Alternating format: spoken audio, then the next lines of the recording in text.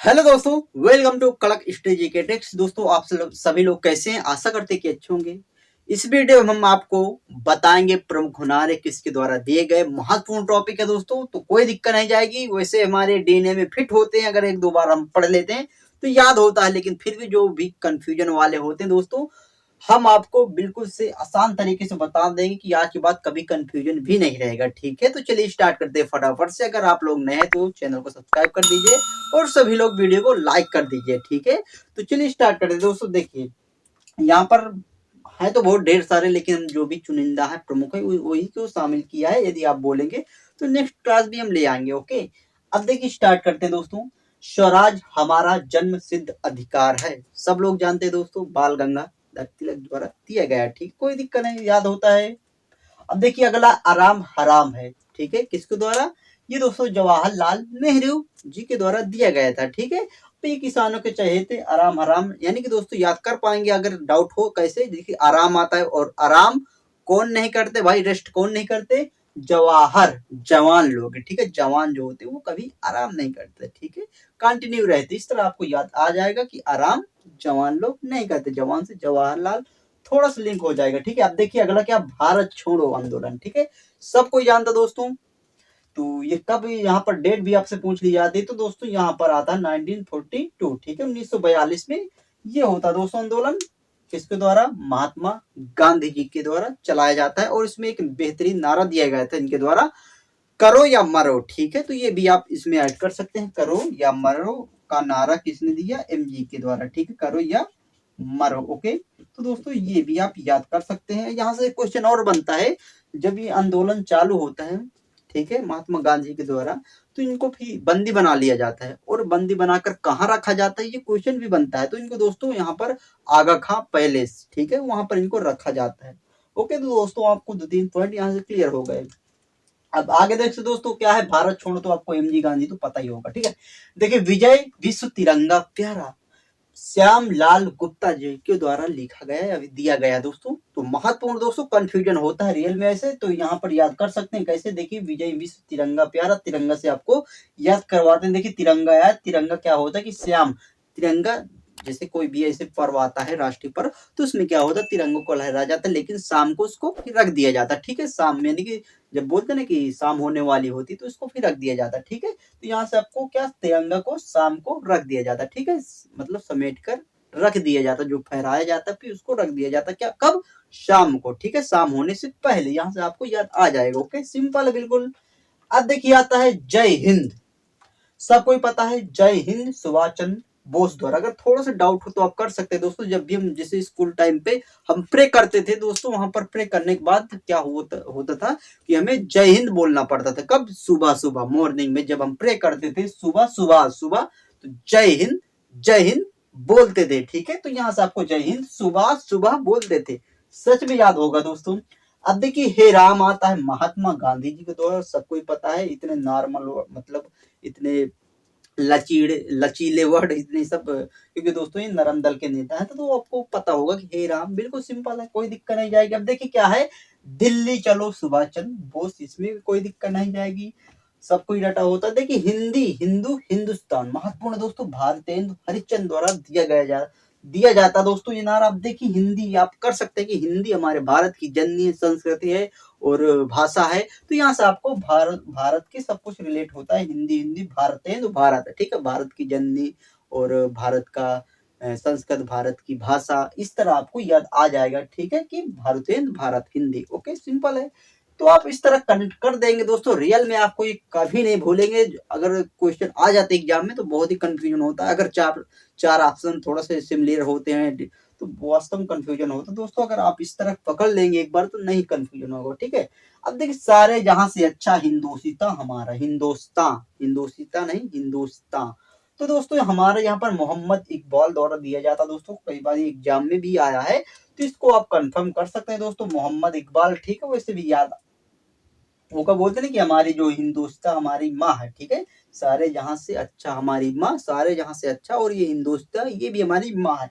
माँ से मोहम्मद इकबाल आपको याद आ जाएगा। ठीक है, लाल बाल, ये सब दोस्तों, मोहम्मद माँ माँ, मोहम्मद माँ, और क्या, हिंदोस्तान। ठीक है, सिंपल है, सारे जहां से अच्छा। अब देखिए, सरफरोशी की तमन्ना अब हमारे दिल में है, देखना है जोर बाजुए का दिल में है। तो दोस्तों ये नारा बहुत ही प्रसिद्ध है, बिल्कुल से जोश भरा नारा है, राम प्रसाद बिस्मिल द्वारा दिया गया है, सबको याद होगा, कोई दिक्कत नहीं जाएगी इसमें, ठीक है। सरफरोशी की तमन्ना अब हमारे दिल में, ओके। तो यहाँ से आपको कोई दिक्कत नहीं जाएगी। देखिए, तुम मुझे खून दो मैं तुम्हें आजादी दूंगा, ये भी सबको ही पता है, सुभाष चंद्र बोस द्वारा दिया जाता है, तुम मुझे खून दो मैं तुम्हें आजादी दूंगा, ओके। तो यहाँ से अगला अगला है, हमने घुटने टेक कर रोटी मांगी थी किंतु उत्तर में हमें पत्थर मिला। तो इतने लचीले और इतने वर्ड कौन बोल सकते हैं दोस्तों, तो एमजी गांधी इसके लिए प्रसिद्धि है दोस्तों। तो यहाँ से आपको याद आ जाएगा कि इतने बिल्कुल से ऐसे वर्ड होते हैं, बिल्कुल से लचीले, इतने झुकाव, तो दोस्तों ये एमजी गांधी के द्वारा। तो सिंपल, इसमें कोई दिक्कत नहीं जाएगी, आप समझ सकते हैं, ओके। तो देखिए अगला क्या है, यह एक ऐसा चेक था जिसका बैंक पहले ही नष्ट होने वाला था। ये एमजी गांधी के द्वारा दिया गया महात्मा गांधी। लेकिन दोस्तों इसमें थोड़ा सा अगर आप देखेंगे इसके अंदर, तो इसमें क्या हुआ, जो क्रिप्स योजना आई थी, क्रिप्स मिशन कब आई, 1942 में। तो इसमें दिया गया था ये कि दोस्तों उसके तौर पर दिया गया था कि यहाँ पर महात्मा गांधी जी ने बोला कि ये एक आगे का तारीख, यानी कि यह एक ऐसा चेक है जो आगे का है, यानी आगे का तारीख का चेक है। तो यहाँ पर जवाहरलाल नेहरू जी ने ऐड कर दिया था जिसका बैंक नष्ट होने वाला है, ठीक है। यहाँ पर उनको भी ऐड कर सकते हैं दोस्तों। तो यहाँ पर होता है क्या कि महात्मा गांधी जी ने क्रिप्स योजना को बोला कि यह आगे का तारीख का चेक है, ठीक है। तो उसमें जवाहरलाल नेहरू जी ने ऐड कर दिया था जिसका बैंक नष्ट होने वाला है, ठीक है। तो यहाँ पर आप समझ सकते हैं, ठीक है। तो एमजी गांधी द्वारा, ठीक है, कोई दिक्कत नहीं जाएगी। अब देखिए अगली क्या है, समूचा भारत एक विशाल बंदीगृह है। तो चित्तरंजन दास द्वारा दिया गया दोस्तों, महत्वपूर्ण है, कई बार एग्जाम में भी आया है। तो दोस्तों इसको आप कंफर्म कैसे कर सकते हैं, यहाँ आता है क्या, भारत और समूचा बंदीगृह, बंदीगृह को मतलब दास, ओके। भारत वैसे भी आप समझ सकते हैं कि दास बन चुका था। तो दोस्तों चित्तरंजन दास, दास से आपको पकड़ में आ जाए कि बंदी, बंदी जो होते हैं वो दास होते हैं, ठीक है। तो दास और बंदी दोनों इक्वल दोस्तों, यहाँ पर आप समझ सकते हैं चित्तरंजन दास, थोड़ा नाम से आप रिलेट कर सकते हैं, कभी नहीं भूलेगा। जनगण मन अधिनायक है, सबको ही पता है, रविन्द्रनाथ टैगोर, तो इसमें कोई दिक्कत नहीं है, राष्ट्रगान, ओके। तो आई होप दोस्तों इस तरह का आपको क्लियर हो गया होगा। अब देखिए अगला है, भारतवर्ष को तलवार के बल पर ही जीता गया था और तलवार के बल पर ही उसे कब्जे में रखा जाएगा, वरना भाई विस्फोट हो जाएगा। तो देखिए दोस्तों यहाँ पर ये कथन अंग्रेज के द्वारा दिया गया था, वो क्या था, तो उसको लाड़ वाड़ जो भी बोलिए, तो यहाँ पर एल्गिन, ओके, एल्गिन।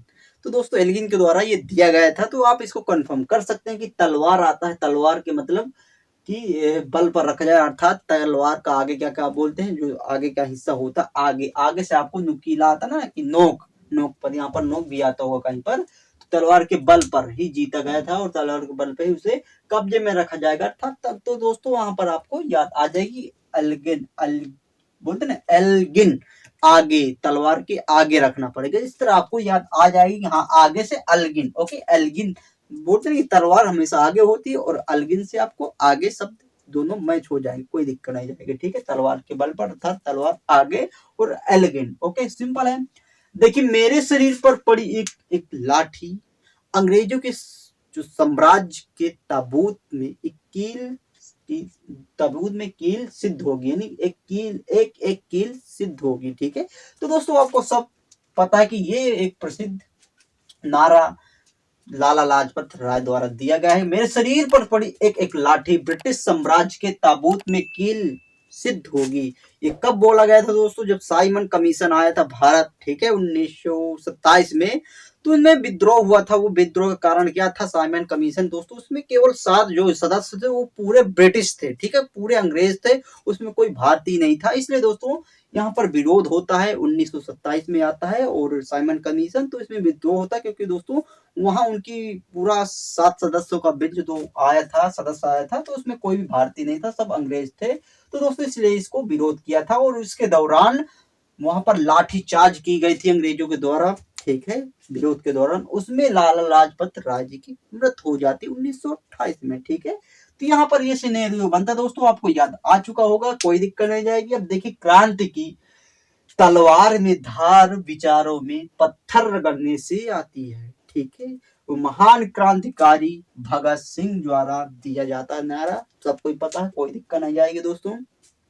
महज 23 वर्ष के होते हैं दोस्तों और इनको फांसी दे दी जाती है, तो इसमें डिटेल में वीडियो बन सकती है दोस्तों।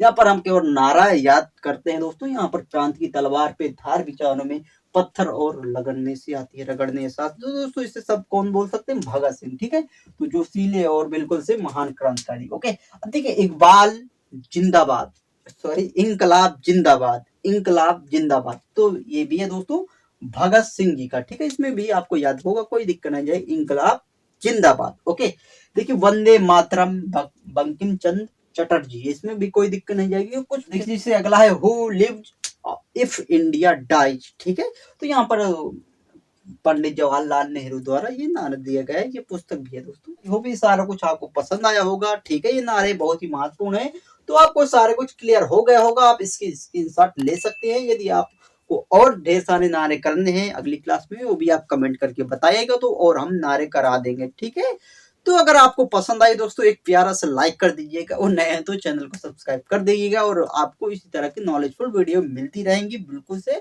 हम आपको याद कराने की कोशिश करते रहेंगे। ठीक है, और जो भी डाउट टॉपिक हो तो आप उसको कमेंट भी कर सकते हैं। ओके, तो मिलते हैं दोस्तों इसी तरह के नॉलेजफुल वीडियो के साथ अगले वीडियो में। तब तक के लिए जय हिंद, जय भारत। किसने कहा? Subhash Chandra Bose. Thank for watching.